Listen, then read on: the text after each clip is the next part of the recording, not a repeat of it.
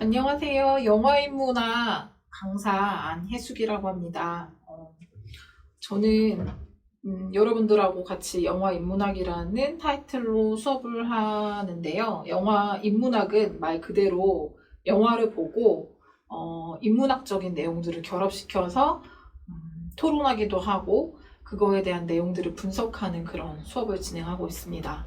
여러분들이 이미 잘 아시겠지만 인문학이라고 하는 거는 사람에 대해서 공부하는 학문이에요. 근데 우리가 소위 학문의 분과로 얘기를 하자면 철학이나 역사, 문학 이런 것들을 통해서 이제 사람에 대해서 탐구하는 것들인데 그런 것들을 복합적으로 우리는 영화라고 하는 예술의 장르를 통해서 공부를 해보자라고 하는 것이 이 수업의 취지이고요. 지금 여러 주차에 맞춰서 수업을 진행하고 있는데 매 주차의 내용들이 하나의 영화를 정해두고 그 영화를 함께 본 다음에 그 영화에 대해서 이제 지금 제가 말씀드린 것 같은 문학이나 역사, 철학에 관련된 것들을 이제 영화 예술의 틀 안에서 같이 얘기를 하는 걸로 진행을 하고 있어요. 그런데 이제 오늘 수업 같은 경우는 인트로 수업이기 때문에 그 부분의 어떤 한 일부분을 보여주는 거라서 특정하게 한 영화를 정해두고 진행하지는 않습니다. 그래서 오늘 타이틀은 한번 이렇게 정해봤어요. 문학적 상상력과 영화라고 얘기를 한번 해봤는데요. 아무래도 영화라고 하는 예술이 그 이전에 있었던 다른 예술, 그 중에서도 문학하고 상당히 역사적으로 결합이 깊은 예술이라고 할 수가 있어서 어떻게 문학에서 영화로 발전을 했는지, 그리고 또 현대의 영화들은 기존에 있던 예술이었던 문학과 어떤 차이가 있는지 이런 것들을 맛배기로 한번 얘기를 한번 해보도록 하겠습니다. 제가 앞에서 타이틀에서 이렇게 SF 공포물이라고 주로 특정 장르를 이렇게 한번 붙여봤는데요. 아무래도 문학에서 영화화되는 과정에서 특출나게 많이 발전을 한 장르 중에 하나가 SF와 공포물이에요. 그래서 그거를 이제 염두한 채로 오늘 수업을 들으시면 될 것 같은데, 자, 그런 얘기를 하기 전에 맨 처음에 저는 이런 얘기를 하고 싶어요. 고전은 왜 돌아왔는가? 라는 말씀을 먼저 드리고 싶은데요. 우리가 영화가 됐든 문학이 됐든 물론 음악도 마찬가지죠. 소위 클래식이라고 하는 고전이 예술마다 다 있어요. 근데 그 고전의 뜻은 과연 무엇일까요, 여러분들? 고전이라고 하는 거는 저는 그렇게 생각해요. 옛날부터, 과거부터 지금까지 계속해서 사람들한테 읽혀지고 혹은 보아지면서 존재하는 그런 예술이라고 생각하는데, 존재를 가지는 거라고 생각하는데, 과연 그러는 이유가 뭘까라는 거죠. 그거에 대해서 먼저 얘기를 하고 넘어갔을 때 문학과 영화를 접목시키는 그 중심이 있을 것 같은데요. 소위 우리가 이야기, 그 문학에서 고전이라고 하는 작품의 대표적인 것들을 제가 한번 가지고 와봤어요. 지금 이거는 그 작품들을 영화로 만든 포스터 중에 하나인데, 대표적인 작품이 우리 프랑켄슈타인이라고 하는 1930년대에 나왔던 영화의 포스터를 보실 수가 있을 것 같고요. 원래 이 영화는 원작이 있어요. 문학 텍스트로 원작이 있는데, 잘 아시다시피 메리 셸리라고 하는 그 18살짜리 소녀가 쓴 책이 원작이에요. 그래서 나온 시대가 1800년대이고요. 이때 만들어졌던 이 소설이 영화화 된 게 이제 1930년대에 나온 거예요. 우리가 잘 알려진 작품이라고 할 수가 있을 것 같고요. 근데 사실 제가 1930년에 나온 하나의 포스터만 얘기를 했지만 이 영화는 그 이후에도 수없이 변주를 하면서 영화의 역사에서 굉장히 여러 번 영화화되기도 하고, 또 꼭 이름을 프랑켄슈타인이라고 하지 않아도 기본적으로 이 프랑켄슈타인이라고 하는 영화의 모티브를 가진 채로 계속해서 변주하면서 현대영화까지 오는 다양한 사례들이 있습니다. 이제 그런 걸 우리가 보통 고전이라고 하죠. 과거에 탄생을 했지만 그것을 현대에도 계속해서 여러 번 곱씹으면서 여러 사람들에게, 후대 사람들에게 읽히고 보아지는 그런 작품을 우리가 고전이라고 하는데요. 그러면 그런 고전은 어떤 특징이 있는지를 한번 이런 작품들을 통해서 생각을 해보자는 거죠. 프랑켄슈타인과 더불어서 또 가장 많이 영화화된 고전 중에 한 작품을 소개하고자 합니다. 이 작품이 무슨 작품인지 보시면 아시겠죠? 이거는 우리가 드라큘라 하면은 딱 떠오르는 하나의 이미지로 고정해서 잘 알고 있는 토드 브로우닝 감독의 드라큘라, 역시 마찬가지로 1930년대에 나온 작품의 포스터인데요. 이런 식으로 드라큘라라고 하는 작품도 그 앞에 나왔던 프랑켄슈타인과 마찬가지로 우리한테 굉장히 잘 알려져 있는 고전 텍스트를 영화화한 작품 중에 하나라고 할 수 있습니다. 제가 보여드렸던 두 개의 포스터를 보시면은 둘 다 드라큘라예요. 근데 나온 시대가 다르죠. 이거는 이제 1930년대에 나온 토드 브로우닝 감독의 작품이고, 요거는 이제 저는 요거를 보고 자라났는데 90년대에 나온 코폴라 감독의 드라큘라의 모습입니다. 그래서 제가 말씀드리고 싶은 건 그거예요. 드라큘라라고 하는 작품이 얼마나 재미있길래 1930년대에도 만들고 1920년대에도 만들었을까라는 거죠. 1990년대에도 만들었을까 하는 거죠. 근데 사실 1990년대에만 나온 것도 아니에요. 지금 2000년대에도 계속해서 드라큘라를 모티브로 한 그런 작품들이 나오고 있거든요. 과연 그랬을 때 어떤 것 때문에 이 작품들이 계속해서 현대에도 계속해서 변주되면서 나오고 있는가를 보자는 거죠.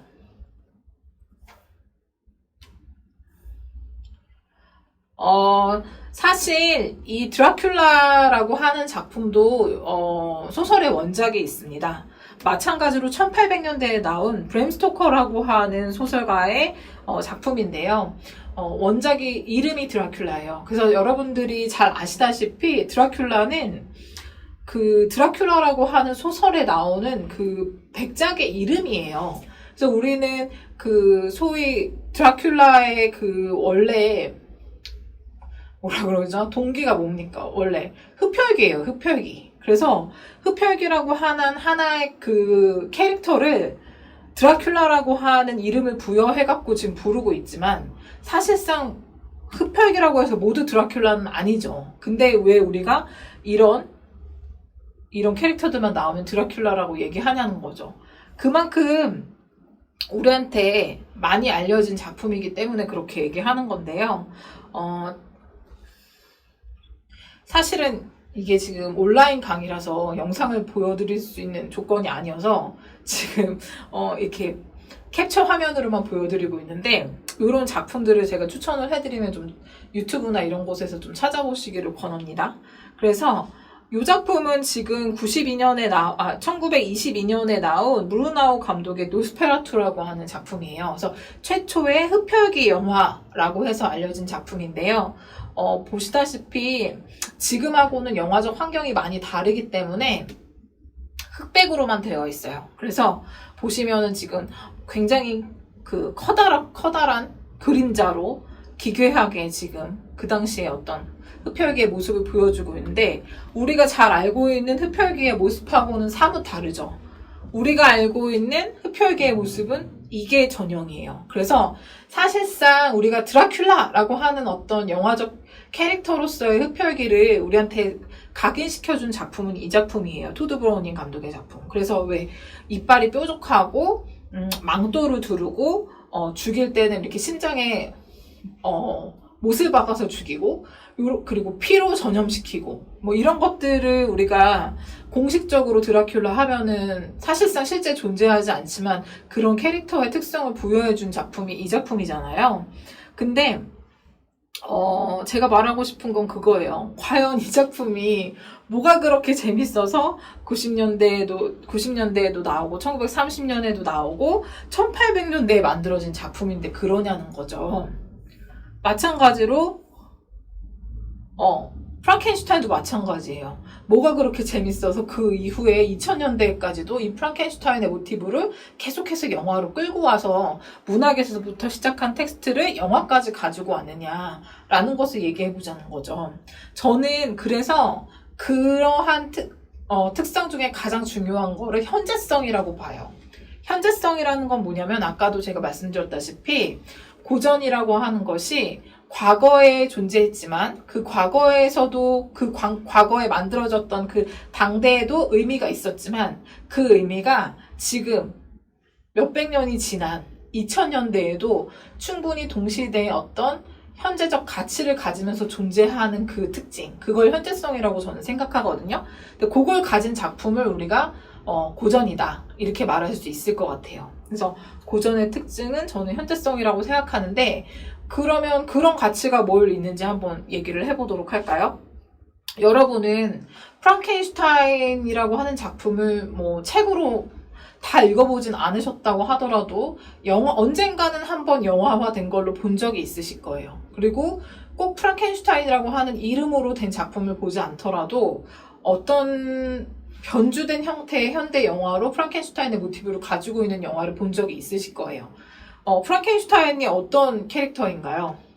죽은 시체지만 그 죽은 시체의 조각들로 그 과학자가 그걸 조립해서 자기가 하나의 살아있는 생명체를 만들어내는 거잖아요. 우리는 어떤 괴물적 존재라고 얘기하지만, 그랬을 때 거기서 우리가 그 줄거리만 딱 들었을 때 가질 수 있는 어떤 현재 그 프랑켄슈타인이라고 하는 작품의 현재성이 뭐가 있을까요? 인간의 근원적인 어떤 본성, 뭐가 있을까요?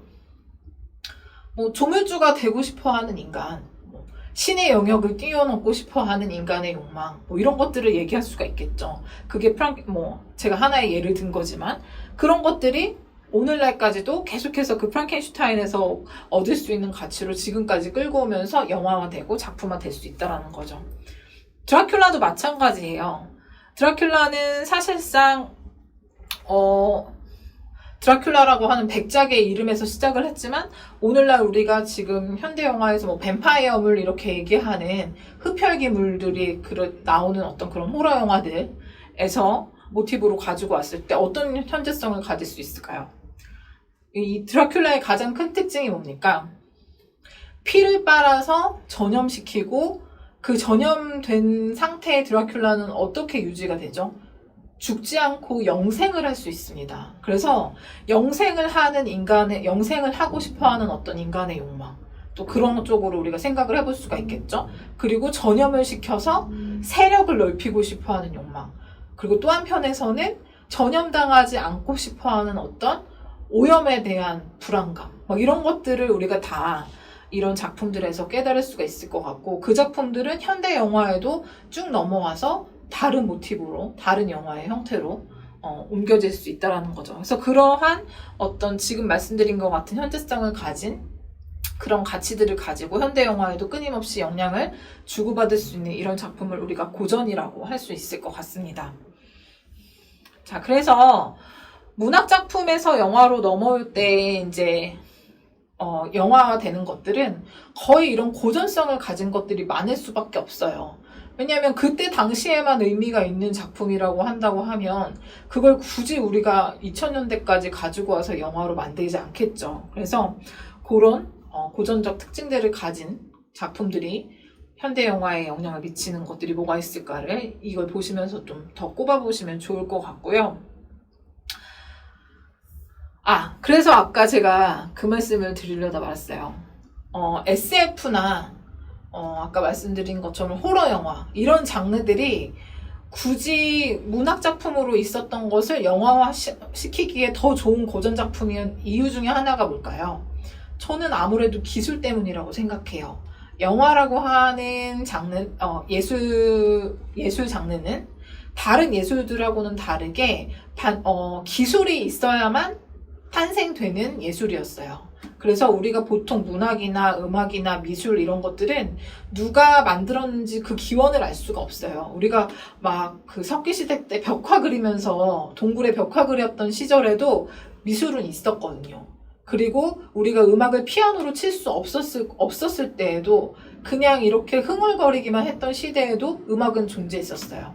하지만 영화는 그런 예술이 아니거든요. 영화는 아주 구체적으로 근대화되는 과정에서 기술을 통해서 다른 예술들을 통합해서 만들어진 예술이기 때문에 그야말로 종합예술이고, 그러다 보니까 그 전에 문학 텍스트로 존재하기만 했었던, 기술이 결합되지 않아서 머릿속으로만 상상을 발휘했던 장르들이 유난히 더 빛을 보는 그런 장르가 된 게 저는 영화라고 생각하거든요. 그래서 그러다 보니까 우리가 판타지물들에 나오는 또 어떤 그 SF 소설에만 있던 것들, 그런 것들을 영화화시키는 데에 훨씬 좋은 장르 중에 하나, 예술적 장르가 아닐까라는 생각을 합니다.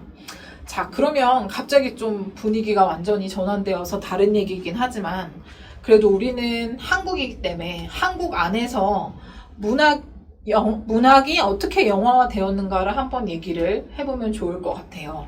다른 결이긴 하지만, 우리나라는 다른 나라들은 이렇게 판타지물들을 영화화시키는 과정, 이런 것들이 많았지만, 사실 한국의 영화 안에서 문학을 영화화한다라고 하는 것은 굉장히 어떤 사실적인 흐름 안에서 만들어진 게 많았어요. 근데 어떤 특히 어떤 역사적이고 사회적인 배경 아래서 그렇게 될 수밖에 없는 환경이 많이 있었는데요.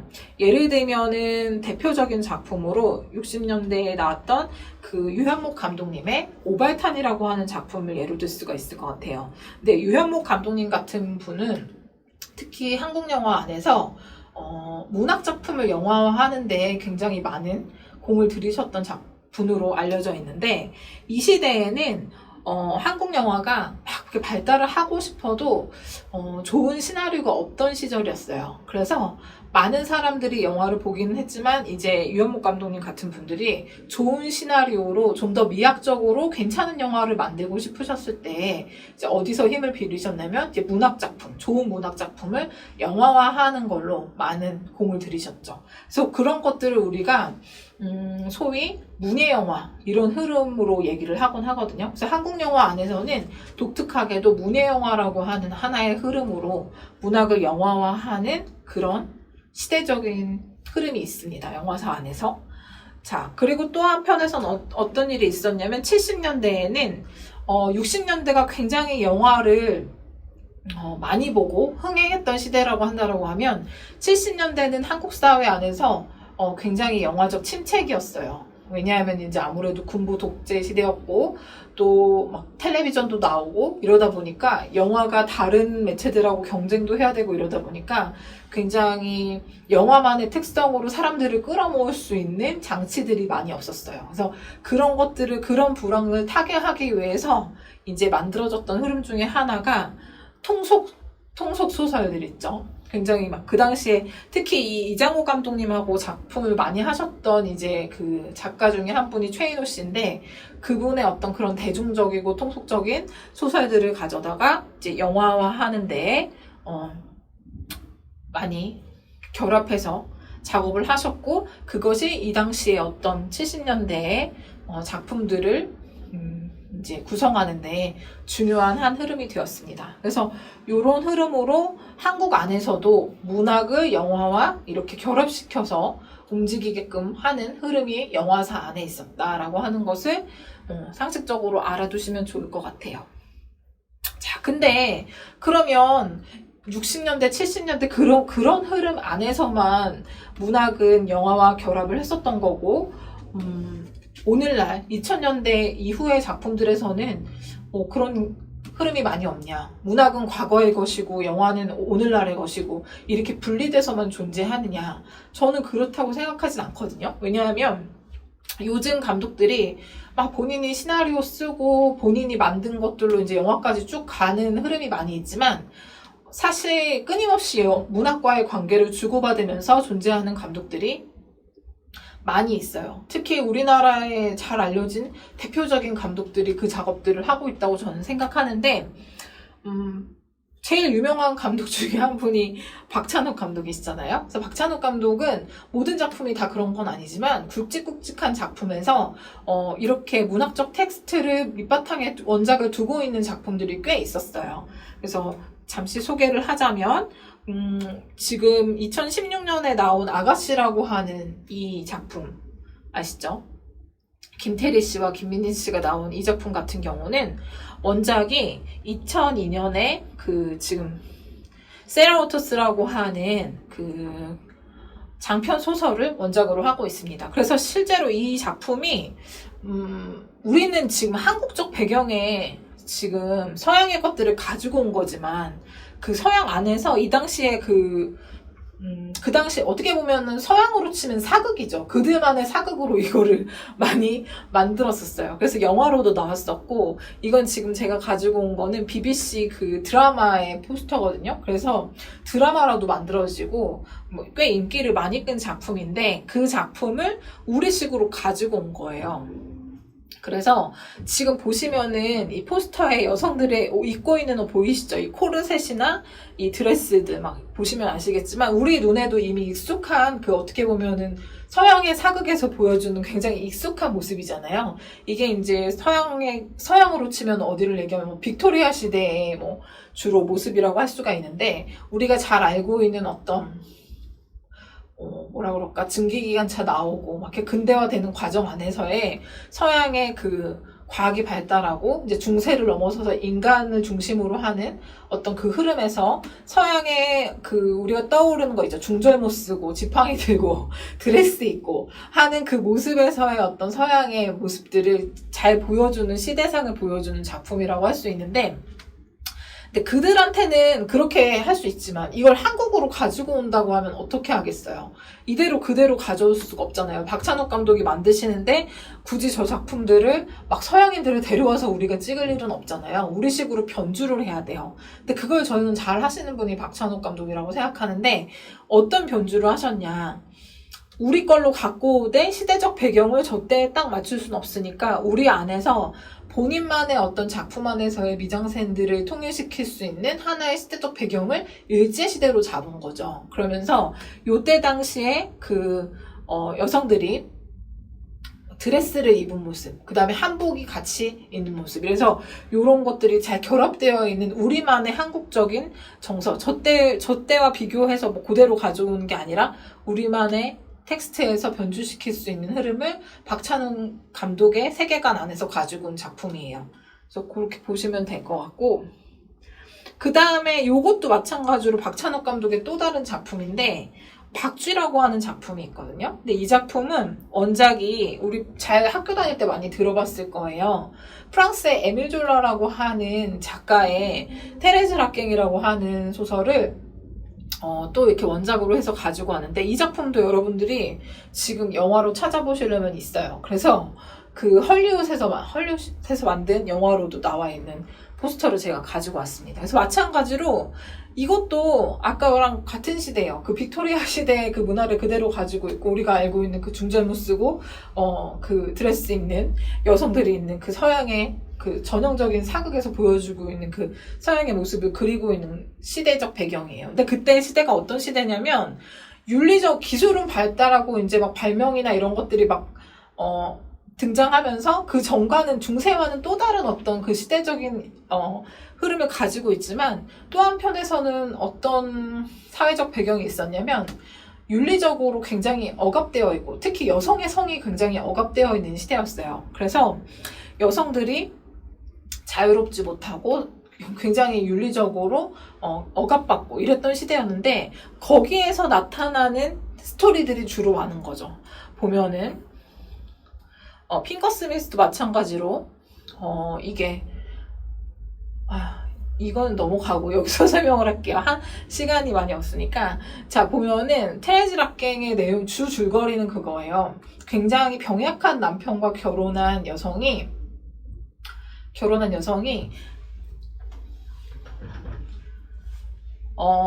여성이 성적으로 굉장히 큰 본능을 가지고 있는데 그것을 굉장히 억압당하면서 남편의 병수발을 하면서 세월을 다 보내게 돼요. 근데 이제 거기에 이제 그녀의 삶을 붕괴시키는 한 명의 남자가 등장을 하죠. 그래서 남편의 친구인데 그 남편의 친구는 굉장히 건강한 남자죠. 신체가 건강한 남자. 그러다 보니까 이제 자연스럽게 그 결혼한 여성이지만 그 친구와 정을 통하게 되는 그런 이야기예요. 그래서 사실 근데 이런 이야기가 아무리 에밀 졸라라고 하는 작가가 썼다라고 하더라도 우리 2024년에 2024년 아니죠. 2009년 시대니까 2009년에 맞춰서 그 스토리가 어떤 현재성을 갖기는 어려울 거예요. 그래서 박찬욱 감독은 이거를 우리식으로 하나의 새로운 이야기로 변주를 시키고자 해요. 그래서 그 모티브는 그대로 가지고 있대. 억압된 여성의 본능, 그 본능을 어떻게 분출시키느냐, 그리고 어떻게 억압되게 하느냐, 그거에 대한 장치와 코드들을 현대적으로 가지고 와요. 그래서 어떻게 가지고 오냐면 여기서 주인공이 송강호 씨인데 송강호 씨는 신부가 돼요. 신부. 여기서 직업이 신부예요. 그리고 이 김옥빈 배우는 여기서 결혼을 한 여성인데 아까 여기와 비슷한 설정을 가지고 있죠. 남편이 굉장히 병약하고 그 남편의 뒷바라지를 해야 되는 억압된 여성으로 등장을 해요. 근데 이제 그러다 보니까 이 둘 간의 어떤 그런 이루어지면 안 되는 사랑, 그걸 보여주기 위해서는 이 사람이 신부 정도는 되어야만 이게 훨씬 그 극대화가 되겠죠. 그 본능의 폭발이라고 하는 것이.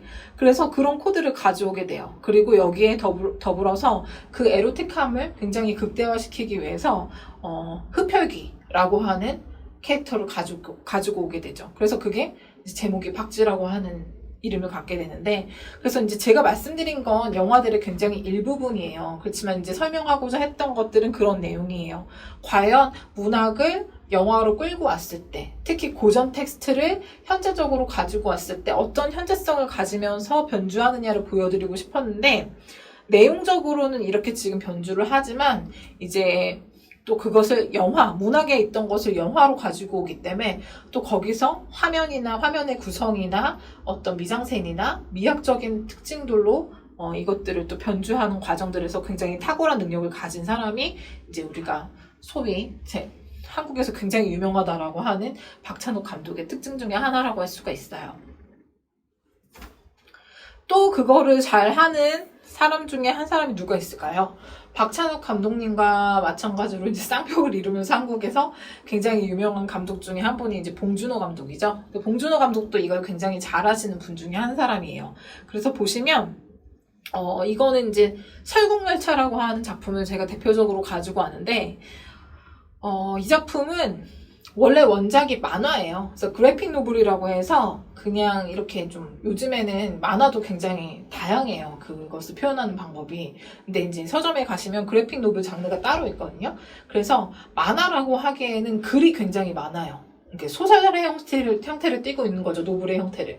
그래서 글과 이야기가 굉장히 많이 들어있으면서도 만화를 결합하고 있는 그런 장르로 그래픽 노블이 있는데 요걸 원작으로 하는 작품이 설국열차예요. 그래서 이건 포스터만 딱 봐도 우리식으로 변주를 할 수밖에 없어요. 왜냐하면 프랑스 작품이기 때문에 여기 한국인이 등장할 리가 없잖아요. 근데 이 배경에 주인공을 한국인으로 딱 데리고 왔어요. 거기서부터 이미 한 번의 변주가 딱 끝났죠. 그래서 거기에 맞춰서 이제 얘기를 할 수가 있는 거죠. 근데 제가 볼 때 앞에서 소개했던 박찬욱 감독님도 마찬가지지만 굉장히 그 두 분이 그런 걸 잘하시는 분들인 것 같아요. 그러니까 뭐냐면 이 두 분의 굉장히 큰 특징 중에 하나는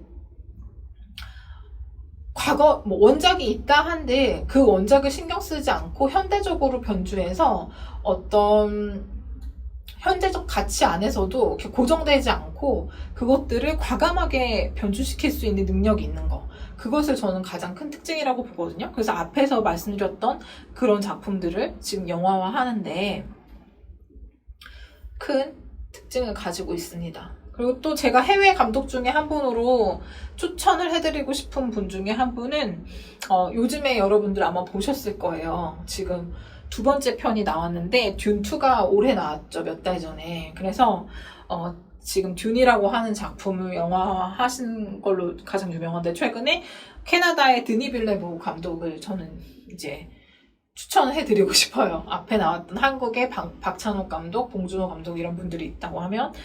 왜냐면 제가 이분의 작품을 거의 다 봤죠. 거의 다 봤지만 공통적으로 이분의 특징은 영화만 보면 공통을 잡을 수가 없어요. 왜냐하면 보세요. 장르적으로 얘기하면 이분은 굉장히 다양한 장르를 찍으시는 분이에요. 예를 들면 컨택트 같은 경우는 SF물을 영화화한 거예요. SF요. 듄도 SF이긴 하지만 요거는 조금 더 확장된 다른 형태의 SF인데 어떻게 보면은 무슨 서양의 어떤 중세사를 이렇게 겹쳐놓은 것 같은 또 그런 물의 SF인데 이것도 SF 대하 소설을 영화화한 거예요. 그 다음에 에너미라고 하는 작품은 그 도플갱어 모티브를 가지고 만든 심리 스릴러, 뭐 굳이 장르로 따지자면 그렇게 얘기할 수 있을 것 같고, 그을린 사랑이라고 하는 작품은 그 레바논 내전에 대해서 얘기하고 있는 뭐 전쟁물 플러스 뭐 드라마물 뭐 이렇게 얘기할 수 있을 것 같아요. 그래서 지금 제가 보여드린 작품만 해도 굉장히 다양한 작품을 가지고 있으세요, 이분이. 그래서 장르가 다 달라요. 장르가 다 다른데 큰 틀에서 보면 이분의 작품들은 장르가 다 다르지만 한 사람이 만든 거라고 보기 힘들 정도로 다양한 장르를 다루고 있지만 제가 좋아하는 대부분의 이분 작품들은 다 원작이 문학이에요. 그래서 문학 작품으로 원작이 있는 것들을 영화화한 경우가 많았어요. 그래서 그걸 참 잘하는 분 중에 한 분이다 라고 하는 걸 보여드리고 싶어서 이걸 가져왔는데 그러니까 그거 같아요. 뭐 그러면은 뭐 문학 작품을 영화로 잘 만들면 그러면 뭐 영화를 잘 만드는 거냐? 그거는 아니에요. 근데 뭐냐면 이게 문학적 테스트라고 하는 것은 어떻게 보면 평면적인 형태잖아요. 그거를 이미지화 시켜서 이렇게 입체적인 공간으로 만든다라고 하는 것 자체가 문학과 영화의 언어를 둘 다 이해할 수 있는 어떤 구조적인 능력이 있어야만 가능한 거라고 생각하는데 그걸 잘 하는 감독들을 지금 제가 추천을 해드린 거라고 할 수 있을 것 같습니다. 그래서 그렇게 보시면 될 것 같고요. 원래는 수업 시간에 이제 본격적으로 얘기를 하자면 영상을 보여드리고 다양한 얘기들을 할 수가 있는데 온라인으로 말씀을 드리다 보니까 이제 영상을 보지 못하는 환경에서 이걸 말로 설명만 해야 돼서 많은 부분을 이제 좀 삭제하면서 얘기하도록 하겠습니다.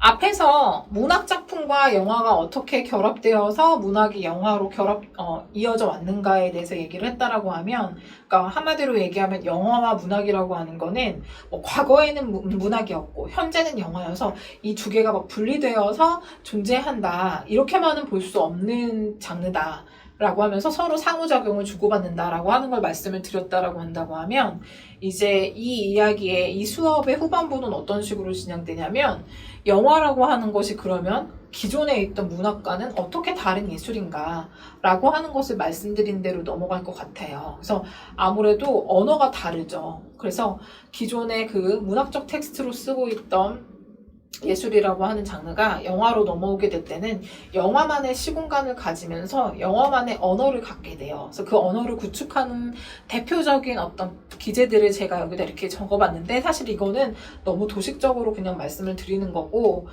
그냥 참고적으로 이런 것들, 몽타주, 또 편집의 한 부분이죠. 편집, 그리고 미장센, 그 화면을 구성하고 있는 카메라의 심도나 카메라의 구도나 뒷 배경의 어떤 여러 가지 미술적인 요소들이나 이런 것들을 다 미장센이라고 하는데, 이런 것들이 다 결합되어서 영화만의 언어적 세계를 새롭게 만든다. 그래서 그것이 문학과 다른 지점이다 라고 하는 것을 말씀드리고 싶었어요. 그래서 오늘은 아무래도 온라인으로 하는 맛배기 강좌이다 보니까 자세한 내용들을 말씀을 드리지 못했는데 강조하고 싶었던 부분은 그거예요.